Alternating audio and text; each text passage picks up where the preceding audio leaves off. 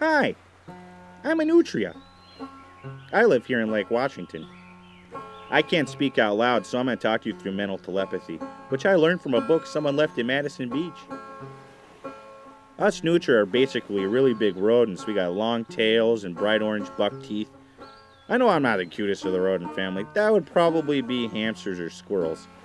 And no, I'm not related to otters. Everyone wants to know because they're so cute. Well, no, otters are part of the weasel family. They have different teeth than us rodents. I was going on my morning swim past Madison Beach one day and saw that someone had left a book. It was called Fur, Fortune, and Empire by Eric J. Dolan.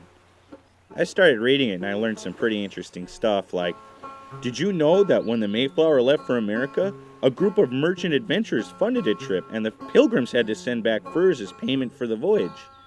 As James Truslow Adams said, the Bible and the beaver were the two mainstays of the young colony.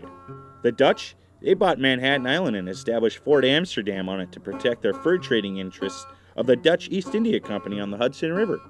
Robert Gray, he discovered the Columbia River on a fur trading expedition. It soon became a trading hub when fur merchant John Jacob Astor set up a trading post, Fort Astoria, at the mouth of the river, which is now the city of Astoria, Oregon.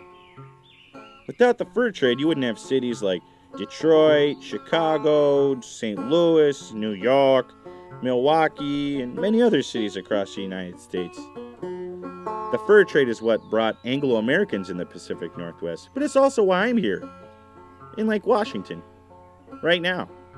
My species originally came from South America, where we're known as Koipu. In the 1940s and 50s, a get-rich-quick scheme was sold to Northwest farmers, proposing if they raised nutria for fur, they could sell it for making hats and coats at an incredible profit. But fancy ladies didn't really want to be strutting around in giant rodent fur coats, so the market fell out for nutria fur, and many of the farmers released their nutria, such as my great-great-great-great-great-great-great-great-great-grandparents. They were released in the Sammamish Slough by a Bothell farmer in the 1960s. But, lots of things in the Northwest aren't native to the region, like the American bullfrog, the eastern gray squirrel, the house sparrow, the European starling. And oh yeah, here's one more. A lot of you people. I know that us Nutria have a bad habit of overpopulating areas and over-harvesting the edible plants within a small area, resulting in the die-off of desirable plant species, but that sounds a lot like someone else I know of. I know I'm not really supposed to be here, but guess what? Neither are you. And when do we really get to draw the line of when someone else is a native? 10 years? 100 years? 30,000 years?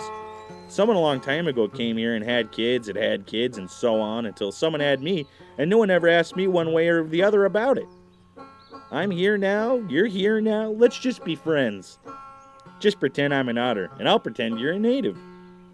Oh yeah, and keep leaving books on the beach. Thanks!